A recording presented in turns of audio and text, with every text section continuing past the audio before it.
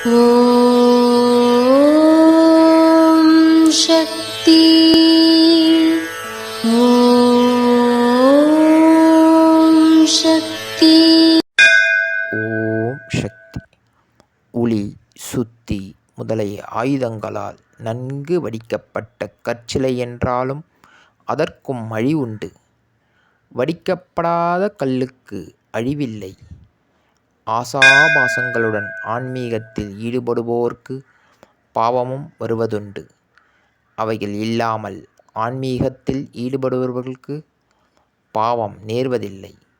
அதிகமான பாவங்களை செய்து வருவோர் அவற்றிற்குரிய பலன்களையும் அனுபவித்தே தீர வேண்டும்.